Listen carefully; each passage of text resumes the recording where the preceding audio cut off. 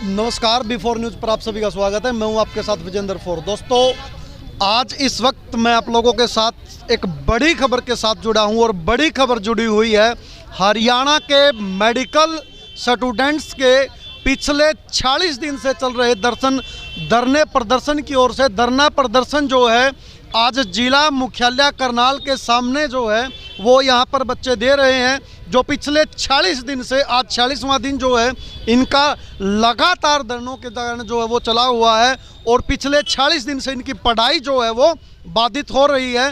तो क्या कुछ इनकी प्रमुख मांगे हैं और क्या सरकार की तरफ से कोई नुमाइंदा अब तक जो है इसके बारे में बात करने के लिए नहीं आया है। यहाँ तक कि मैं आपको यहाँ पर बता दूँ कि राज्य भर से बड़ी बड़ी जो संस्थाएं हैं, जो सामाजिक संस्थाएं हैं, वो भी धरने प्रदर्शन को जो है अपना समर्थन देने के लिए पहुंच रही है। इसी कड़ी में आज युवा बोलेगा मंच की तरफ से एडवोकेट जेपी शेखपुरा जो हैं वो यहाँ पर आए हैं, तो इनसे बात करेंगे कि क्या कुछ इनका प्रमुख उद्देश्य है। जी जेपी भाई साहब नमस्कार। नमस्कार भाई साहब। नमस्कार जी, नमस्कार जी। नमस्कार नमस्कार। क्या कुछ कर रहे हो आज बच्चों के बीच में आप? आज मैं अपने भगवान वाहिगुरु परमात्मा अल्लाह, क्योंकि ये आने वाले समय में मरीजों का जो अस्वस्थ होते हैं उनका स्वस्थ ठीक करेंगे, उनके दर्शन करने आया हूँ जी। और ये मेरा धर्म है और आज इनको 46 दिन हो गए हैं जी। ये धाराएं कोई सी लगा देते हैं, कभी कोई नेता आता है इनको बस में बिठा करके दूर छोड़ाते हैं, फिर वहाँ से ये आराम आराम से पैदल आते हैं। इनके दर्शन करके मेरे भी जिंदगी का एक अच्छा मतलब लुत्फ मिला है मेरे को। भाई साहब दर्शन करने में भी लेट हो गए, आप 40 दिन से धरना चल रहा है। ये देख रहे थे बात, और आप डेली आ रहे हो? कहीं डेली आ रहे हैं, मेरी बात सुनो। अभी देख रहे थे क्योंकि हमने 2 साल पहले नर्सों के तहत आंदोलन किया था। वो लोग है ना फिर घबरा गए थे, कोई ऐसी बात हो गई थी, वो हमारी दुआएं तो उनके साथ थी, वो लोग छोड़ दिया था उन लोगों ने।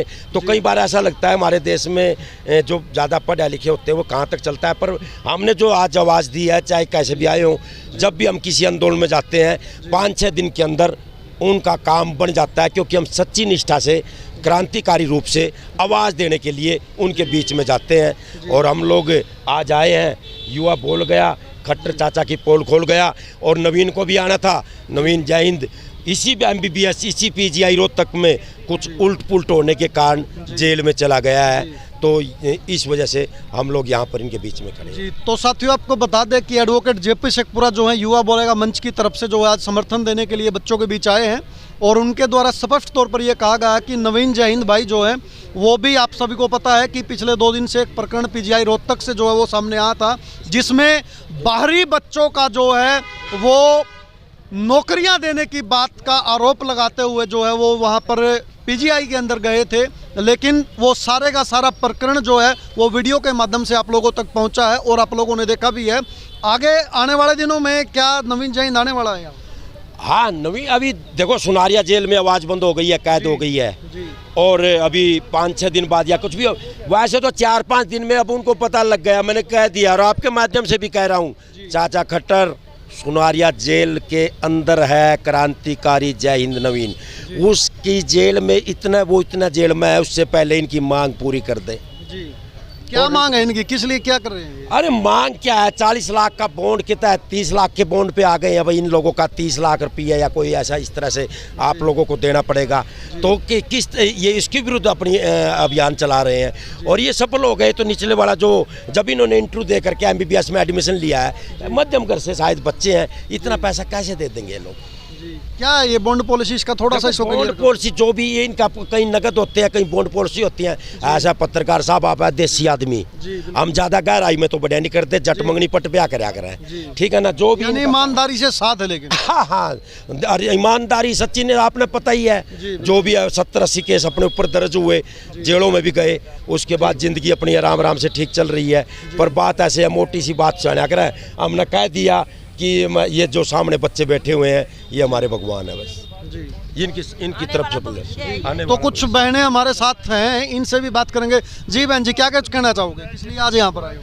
हम आज इन बच्चों के का साथ देने के लिए आए हैं, क्योंकि हमने आंदोलन पहले भी किसान आंदोलन लड़ा हुआ है और हमने उसमें जीत किया। हम इनका हौसला बढ़ा रहे हैं बच्चों का, क्योंकि इनकी जो मांग है वो जायज़ है, जो हम देख रहे हैं। मांग तो इनकी 40 लाख की थी सरकार ने, फिर वो 30 कर दी। मांग तो होगी पूरी अब तो ये वैसे। 30 तो होगी, मगर इनकी नौकरी की तो मांग पूरी नहीं कर रहे ना, क्योंकि हर साल जो जितने भी डॉक्टर्स निकलेंगे उन सबको सरकार एक बार इनको एक वो दे ना, इंश्योर करे ना कि भाई हम आप लोगों को नौकरी सभी को देंगे। तो इसलिए इन लोगों ने अपना ये विरोध प्रदर्शन किया हुआ है। जी बहन जी, जहां तक नौकरियों की बात है तो सरकार के द्वारा ये साफ तौर पर कहा गया है कि जो बच्चा सरकारी नौकरी नहीं करना चाहता या सरकारी अस्पताल में नौकरी नहीं करना चाहता, बॉन्ड पॉलिसी सिर्फ उसी पर लागू होगी।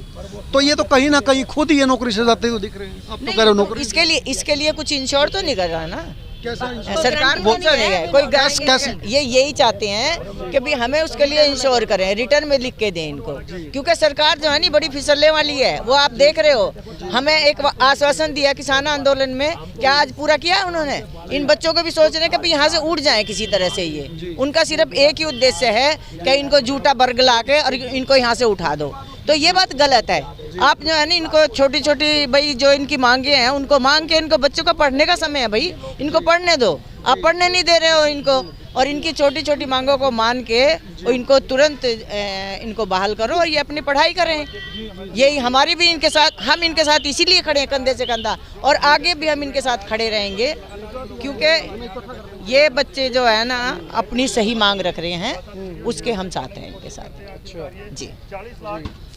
तो साथियों, यहाँ पर बहन जी का जो है वो साफ तौर पर कहना है कि बच्चों को जो नौकरी की जो गारंटी है वो चाहिए, वो सरकार जो है वो नहीं दे रही है, और सरकार जो है अपनी जुबान से वो बार बार फिसलती रही है। ऐसा ही है ना? बिल्कुल ऐसा ही है जी, जवान से फिसलती है जी। अगर इनको इंश्योर करे भाई नौकरी देंगे तो बॉन्ड देने में भी कोई वो नहीं होती है। जी जी।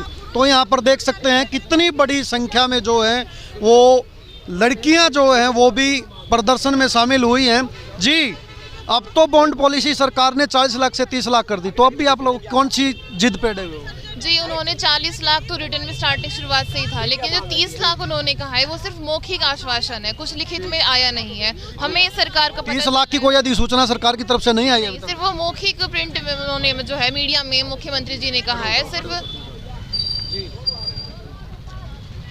जी 30 नवंबर को जो मीटिंग हुई उसमें मुख्यमंत्री जी ने कहा कि हम इसको 40 से 30 लाख कर देते हैं, लेकिन ये चीज़ और 7 साल से 5 साल कर देते हैं इसको, लेकिन यह चीज़ जो है लिखित में नहीं आई है। इतने समय से, जितना हमें 46 दिन हो गए हैं आज प्रोटेस्ट को लेकर, इससे हमें इतना तो पता चलता है कि हमारी सरकार इतनी तो सही नहीं है कि जो मौखिक बोल दिया वो लिखित में आ जाएगा।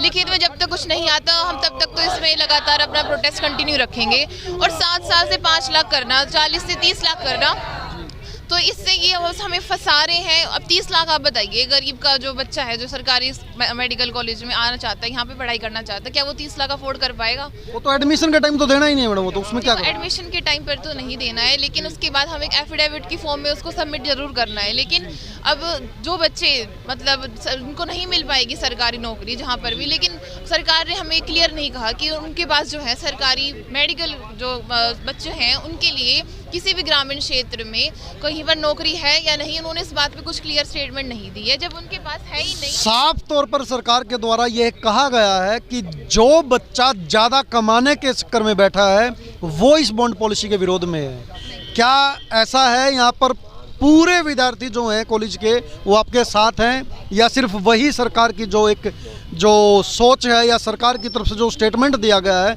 कहीं ना कहीं उसमें कितनी सच्चाई आप लोग देखें? जी, सरकार ने जो स्टेटमेंट कही कि बच्चे सिर्फ पैसों के लिए आते हैं इसमें, ये बिल्कुल ही गलत है। आप हमें एक बात बताइए, एक छोटे बच्चे का सपना होता है कि वो डॉक्टर बने और जो है लोगों की सेवा करे। जब वो MBBS उसने चूज़ ही किस लिए की है, ये वाला जो है क्यों चूज़ की? ताकि वो जाए लोगों के बीच में जाए और उनकी सेवा करे। हम इसी मन से इस MBBS कोर्स में एडमिशन लेते हैं और आगे इसी में सेवा करना चाहते हैं। अब सरकार का मानना है कि हम पैसे कमाना चाहते हैं, ये बिल्कुल ही गलत है। आप एक बात बताइए, हमने उनको साफ कहा कि आप हमें 1 साल की कंपलसरी पोस्टिंग दीजिए ग्रामीण क्षेत्र में, आप जहाँ मर्जी करें वहाँ पे हमें जो है नौकरी दीजिए, हम वहाँ पर जाएंगे, पूरे मन से वहाँ पर जाएंगे और पूरी सेवा देंगे। लेकिन सरकार के पास खुद ही नौकरी है नहीं। सरकार तो खुद ही कह रही है कि वो सरकारी नौकरी या सरकारी सेवाएं देना नहीं चाहते हैं, इसलिए वो बॉन्ड पॉलिसी के ज़्यादा कमाने के चक्कर में विरोध कर रहे हैं। जी सरकार की इसमें कितनी सच्चाई है सरकार? जी इसमें बिल्कुल भी सच्चाई नहीं है। जब सरकार, आप कुछ पुराने जो स्टैट्स हैं उनको भी देख सकते हैं कि जो सरकार की जितनी वैकेंसीज जो आती हैं और जितने बच्चे उसके अंदर एप्लीकेंट्स होते हैं वो ज़्यादा होते हैं और वैकेंसी Obviously होती ये तो है। रहेगा बिल्कुल। तो जब सरकार के पास ही नौकरी नहीं है, उनके पास पोस्ट ही नहीं है कि बच्चे कहाँ पे जाके काम करेंगे, तो क्या बच्चे फिर अनएम्प्लॉयड घर पर बैठे रहें? आप एक बात बताइए, MBBS करने के बाद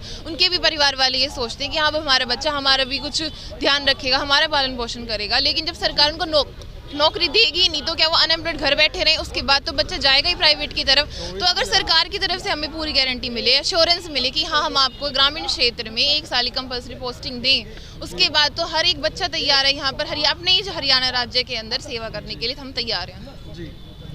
जहाँ तक मैंने बॉन्ड पॉलिसी को पढ़ा है उसके अंदर ये साफ लिखा था कि जो बॉन्ड पॉलिसी है वो बच्चे इसलिए विरोध कर रहे हैं क्योंकि वो ज़्यादा पैसा कमाने के चक्कर में प्राइवेट की रुख जो है वो कर रहे हैं, और सरकारी जो अस्पताल हैं यानी सरकार के द्वारा बनाए गए अस्पताल हैं उनमें वो सेवाएं नहीं देना चाहते हैं।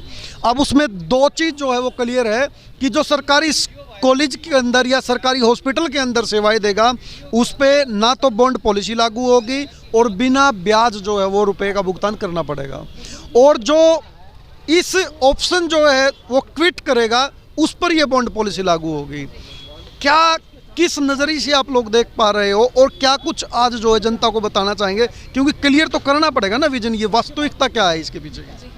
जी मैं आपको ये बात बताना चाहूँगी कि जो सरकारी मेडिकल कॉलेज जैसे हमारे कल्पना चावला, यहाँ पर खुद ही जो कुछ पोस्ट खाली पड़ी हैं, यहाँ पर जो एप्लीकेंट्स आते हैं वैकेंसीज़ के लिए भरते हैं कि हाँ हमें यहाँ पे नौकरियाँ चाहिए, लेकिन उसके बावजूद भी हम अपने कल्पना चावला की बात बताएंगे कि यहाँ पर खुद खाली हैं, डॉक्टर्स की कमी ऑलरेडी यहाँ पर है। जब यहाँ पे जो हम इतने ज़्यादा एप्लीकेंट्स आते हैं, हमारे खुद जो हमारे डॉक्टर्स हैं उन्होंने हमें खुद बताया कि यहाँ पर आते तो हैं, बहुत ज़्यादा लोग आते हैं, मतलब जो इस मेडिकल फील्ड के हैं यहाँ पर नौकरी देने के लिए, उसके बाद भी उनको यहाँ पर जो है लेते नहीं है। अब आप एक बात बताइए कि सरकार जो है जब उनको नौकरी दे ही नहीं रही है, वो भी एक गवर्नमेंट मेडिकल कॉलेज के अंदर जो टर्शरी लेवल का होता है, उसके बाद हम तो सिर्फ इस चीज़ की मांग कर रहे हैं कि हमें किसी ग्रामीण क्षेत्र में भेज दीजिए, वहाँ भी हम नौकरी कर लेंगे। उसके बाद ये जो कहना है सरकार का कि हम सिर्फ प्राइवेटाइजेशन की वाली बात जो हो गई कि हम प्राइवेट सेक्टर में जाके काम करना चाहते हैं, पैसे कमाना चाहते हैं, वो बिल्कुल ही गलत है। अगर हमें पैसे कमाने से ही मतलब होता, आप एक बात बताइए, अगर कोई प्राइवेट में जाता है, MBBS का जो छात्र है जो प्राइवेट में जाता है उसको केवल 50,000 जो है पहली सैलरी उसको 50,000 मिलती है, ठीक है, और हम 50,000 के लिए कोई इंसान प्राइवेट में क्यों ही जाएगा? हम सरकारी जो है कॉलेज में उसमें वहाँ पर भी उतना ही मिलते हैं हमें, तो हम तो यही चाहेंगे सरकार हमें जिस जगह पर एक अच्छी जगह पर जहाँ पे हम सेवा कर सकें सेवा भावना से, उतने ही पैसे वहाँ पे भी मिल ही रहे हैं, तो हमारे प्रेफरेंस यही रहेगी ना कि हम सरकारी मेडिकल कॉलेज में सरकारी जितने भी क्षेत्र हैं वहाँ पर जाके अपनी नौकरी दें। 46वां दिन आज आपको प्रदर्शन करते हुए हो चुका है, सरकार की तरफ से कोई ठोस आश्वासन जो है वो आपको नहीं मिला अभी तक? जी नहीं, 30 नवंबर जो है आखिरी मीटिंग थी, वहाँ पर जो है CM जी ने मौखिक आश्वासन दिया, काफ़ी चीज़ें बोली, लेकिन उसके बाद से अब 46 दिन टोटल हो चुके हैं, लेकिन उसके बाद बीच जो है वो 2-3 दौर की वार्ता भी सरकार के साथ हुई। जी हाँ, बातचीत हुई हमारी, लेकिन उसके बाद से 30 नवंबर के बाद से अब तक कोई भी सरकारी जो है व्यक्ति हमारे बीच नहीं आए, अधिकारी हमसे बातचीत, उन्होंने कोई बातचीत नहीं की है। उसके बाद भी लेकिन बच्चे जो है उम्मीद पर कायम है कि हाँ सरकार आएगी और झुकेगी हमारे सामने, और हमारी जो मांगे बिल्कुल स्पष्ट जो हमने अपने डिमांड लेटर में लिखी हैं उनको वो समझ आए और वो हमारी बात को समझे। किन किन का समर्थन जो है अभी तक आपको मिला है? जी हमारे पास यहाँ पर काफ़ी सारी एसोसिएशंस डेली आती हैं और अपना समर्थन देती हैं, कुछ 5 से 6 जो है एसोसिएशंस लगभग आ चुके हैं संगठन। तो इसमें एक भारतीय किसान यूनियन जो है उन्होंने सबसे पहले हमें समर्थन दिया, क्योंकि वो ऑलरेडी एक बहुत बड़ा आंदोलन कर चुके हैं, तो उनके द्वारा समर्थन मिलना एक खुद में ही एक बहुत बड़ी बात है। तो भारतीय किसान यूनियन ने एक हमें समर्थन दिया। उसके अलावा जो है कुछ और संगठन भी हैं, युवा बोलेगा भी आज एक संगठन आया, उन्होंने आज ही हमें जो है अपना सहयोग समर्थन दिया है। इसके आगे बार एसोसिएशन की तरफ से भी हमें जो है समर्थन मिलने वाला है। उन्होंने कहा है कि जैसे ही उनके इलेक्शन ख़त्म होते हैं उसके बाद से बार एसोसिएशन भी हमारे साथ आगे जुड़ेगी और हमें समर्थन देंगे। हमारे साथ यहाँ पर जितने भी वकील होंगे वो हमारे साथ बैठेंगे, तब जो ब्लैक कोट है और जो वाइट कोट है एक साथ बैठे हुए यहाँ पे दिखाई देंगे। IMA के द्वारा भी आपके समर्थन का ऐलान किया गया है, आपको लगता है कि जो समर्थन की घोषणा उनके द्वारा की गई है वो उस पर खरा उतर पा रहे हैं? मेरे को लगता नहीं, सिर्फ वो कागजों में ही जो है सिर्फ एक घोषणा कर दी गई है। जी, IMA जो है एक मेडिकल एसोसिएशन है। अब वो तो हमारे साथ डे 1 से ही जुड़े हुए थे। उन्होंने हमें शुरुआती दिनों से ही हमें पूरा सहयोग दिया, हमें समझाया, अच्छे से गाइड भी किया। ऐसी बात नहीं है कि हर एक संगठन जो है कि आगे से आकर ही फेस चेहरा बने उसके बाद कुछ करे। पीछे से भी काफ़ी लोग होते हैं जो हमें सही राह दिखाते हैं। तो IMA ने हमें जो है हमेशा से डे 1 से हमें सपोर्ट किया है और हमें सही राह दिखाई है। जी, तो आपको बता दें यहाँ पर कि बहुत सारी सामाजिक संस्थाएं जो हैं वो आज इनके समर्थन में जो हैं वो उतरी हैं, आई हैं, और उनके द्वारा भी इन बच्चों की आवाज़ को जो है वो बुलंद किया गया है ताकि बहरी और सोई हुई सरकार के कानों तक जो है वो आवाज़ पहुँच सके। जी, परीक्षाओं का जो है सेकेंड ईयर के जो बच्चे हैं उनके द्वारा सामूहिक बहिष्कार किया गया है, तो क्या कुछ कहोगे? हाँ, इस पे मैं बताना चाहूँगा कि ये बहिष्कार नहीं, उसको हम ये बोल सकते हैं कि हम मजबूर हैं कि लाइक हम जा नहीं सकते परीक्षा में, क्योंकि पता होगा कि पिछले 45 दिन से प्रदेश भर में धरना प्रदर्शन जारी है। हम अपनी क्लास छोड़कर बैठे हुए हैं, हमारी अटेंडेंस भी अब कम हो गई होगी, लाइक हमारे अभी तक प्रीलिम्स भी नहीं हुए हैं जिनके बिना कोई पेपर में नहीं बैठ सकता। तो हम एक तरीके से बहिष्कार नहीं कर रहे हैं, हम बस ये बता रहे हैं सरकार को। हमने आज डायरेक्टर सर को भी लेटर देंगे, उसमें हम लिखेंगे कि सर हम परीक्षा देने में असमर्थ हैं, क्योंकि इसका सिर्फ और सिर्फ एक रीज़न सरकार है, इसके अलावा कोई दूसरा रीज़न नहीं है। अगर सरकार की चाहे तो हम पेपर देने को भी तैयार है, पर हमारी बॉन्ड पॉलिसी को मान ले, हमारी जो मांगे हैं उनको एक्सेप्ट कर ले, क्योंकि मांगे गलत नहीं हैं अब तक। प्रमुख रूप से आपकी क्या क्या मांगे, थोड़ा सा उस पर ब्रीफ से थोड़ा सा बताइए। मैं जनता को बताना चाहूँगा कि हमारी मुख्य मांग कंपलसरी पोस्टिंग की है। जब 30 तारीख को CM सर के साथ चंडीगढ़ में हरियाणा निवास में मीटिंग हुई थी, उसमें हमने बोला था कि हमें कंपलसरी पोस्टिंग दी जाए, क्योंकि सरकार की मंशा मीटिंग में ये लग रही थी कि सरकार को डॉक्टरों की कमी की पूर्ति करना है। तो कहीं ना कहीं हमने सोचा कि हम कंपलसरी पोस्टिंग का प्रस्ताव रखते हैं, परंतु सरकार ने वो प्रस्ताव ठुकराया, जो स्पष्ट तौर से दर्शाता है कि कहीं भी डॉक्टरों की कमी नहीं है। अगर डॉक्टरों की कमी होती तो कंपलसरी पोस्टिंग का प्रस्ताव मानते। ये सिर्फ और सिर्फ पैसे हड़पने की, गरीब परिवारों को लूटने की, गरीब बच्चों को लूटने की एक षड्यंत्र है, एक नीति है, जिससे 30-40 लाख रुपए सरकार अपने कोष में डलवा सके। डॉक्टरों की कमी कहीं भी नज़र नहीं आती। अगर कमी होती तो कंपलसरी पोस्टिंग का प्रस्ताव मानते। एक दूसरी बात है कि जो 30-40 लाख रुपए की वो बात करते हैं कि ब्रीच अमाउंट इतना होना चाहिए, लोन अमाउंट इतनी होनी चाहिए, रीपेमेंट की अमाउंट इतनी होनी चाहिए। तो आप खुद सोचिए कि मिडिल क्लास मैन की पूरी फैमिली मिलकर ना 6 लाख रुपए 8 लाख रुपए अफोर्ड नहीं कर सकती। जो OBC में आते हैं, इकोनॉमिकल वीकर सेक्शन में आते हैं, उनका क्राइटेरिया क्या दिया है सरकार ने? 8 लाख रुपए से कम होनी चाहिए। जिसका पूरा परिवार 8 लाख रुपए नहीं कमाता, वो 40 लाख रुपए कैसे देगा? मतलब ब्रीच अमाउंट एक ऐसी रेंज में रखी जाए ना कि जिससे एक मिडल मैन अफोर्ड कर ले। आप एक तरफ अदर बैकवर्ड क्लास बनाते हो, इकोनॉमिकल वीकर सेक्शन बनाते हो, फिर किस लिए बनाते हो? देश में इतने लोग हैं जो उस क्राइटेरिया में आते हैं, वो लोग कैसे 40 लाख रुपए देंगे? बोलते हैं 30 लाख रुपए कर दिए, 30 लाख रुपए दे देंगे वो? आप खुद बताइए, यहाँ पे जितने भी बच्चे बैठे हैं, किसके माता पिता के पास 30 लाख रुपए होंगे? किसी के पास नहीं है।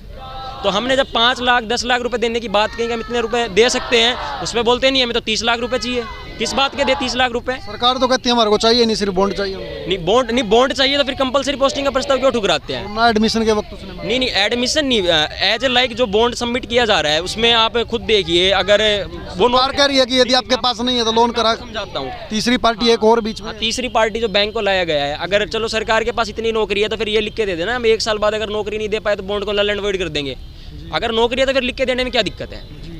अगर नौकरी होती तो लिख दें, हाँ भाई अगर हमें असमर्थ है, सरकार फेल होती है नौकरी देने में, तो हम उस बॉन्ड को नल एंड वॉइड कर देंगे। लेकिन सरकार हर मंच पे इस बात को दोहरा चुकी है कि सरकारी सेवाओं से भागने के चक्कर में और ज़्यादा पैसे कमाने के चक्कर में जो है वो बॉन्ड पॉलिसी का लगातार जो विरोध है वो किया जा रहा है। मैं आपको वही बताना चाहता हूँ कि जो कंपलसरी पोस्टिंग होती है उससे कोई बच्चा नहीं भाग सकता। आप बोल तो रही सरकार तो हर बार कह रही है इस बात की कि सरकारी सेवा से भाग रहे। सर इस बात का क्या, इस बात का यही तो मतलब है कि सरकारी नौकरी देंगे वो? नहीं, सरकारी नौकरी देंगे। फिर जो हमने उनसे डिमांड की है ना, उसमें इतना था कि बैंक इन्वॉल्वमेंट आपको लिखित में चाहिए। वो लिखित में भी नहीं, मतलब एक्चुअली में बात ये है कि जो सरकार ने, आपके पास कॉपी पड़ी है जो 7 नवंबर 2020 की वो नोटिफिकेशन आया था, उसमें तो साफ कुछ भी नहीं है। उसमें तो ना नौकरी की गारंटी, तो लाइक ये तो भूल ही जाइए, कैसी नौकरी मिलेगी, कैसे मिलेगी, क्या सिलेक्शन प्रोसेस होगा, क्या PG का होगा, अब तक भी ऐसे रिटर्न में कुछ नहीं आया है। जो 30 नवंबर को बात हुई थी उसका भी सिर्फ मौखिक आश्वासन है। ऐसे तो सरकार बोलती है भ्रष्टाचार खत्म कर देंगे, हुआ है क्या आज तक?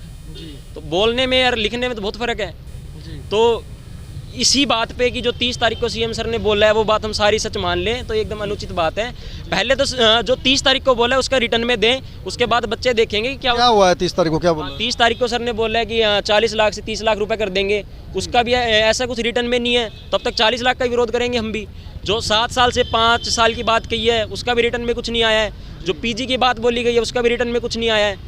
तो पहले जो 30 की मीटिंग हुई है उसका रिटर्न में दें, उसके बाद आगे की रणनीति तय करेंगे, क्या उसमें लूप होल्स रहते हैं। परंतु हमारी अब भी मांगे स्पष्ट हैं कि अगर डॉक्टरों की कमी की पूर्ति करना है ना तो कंपलसरी पोस्टिंग को लगाया जाए, लोन रीपेमेंट से ना जोड़ा जाए।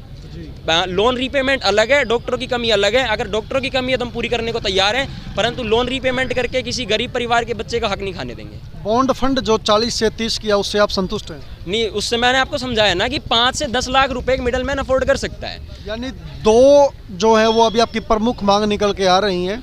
एक तो जो बॉन्ड फंड है उसको 30 लाख से भी घटाकर 10 लाख किया जाए, और दूसरा जो है एक कंपलसरी पोस्टिंग। हाँ, कंपलसरी पोस्टिंग की जाए, क्योंकि डॉक्टरों की कमी की पूर्ति मैक्सिमम स्टेट में ऐसे ही होती है। यदि सरकार ने नहीं किया तो अगला कदम क्या रहने वाला अगर है? सरकार नहीं मानती तो प्रदर्शन जारी है, पिछले 46 दिन से बैठे हुए हैं, ऐसे ही बैठे रहेंगे हम। यानी आप भी जो है जिद नहीं छोड़ेंगे? जिद नहीं, एक्चुअली में जो सरकार की मंशा थी उसको हमने उजागर करने का काम किया है। पहले उन्होंने डॉक्टरों की कमी की हमें बात कही तो हमने उसका प्रस्ताव रखा। आप खुद देखिए, असम जैसा स्टेट हो गया, काफ़ी स्टेट में ऐसी चीज़ें हैं कि कंपलसरी पोस्टिंग लगाई जाती है, वहाँ से कोई बच्चा नहीं भागता।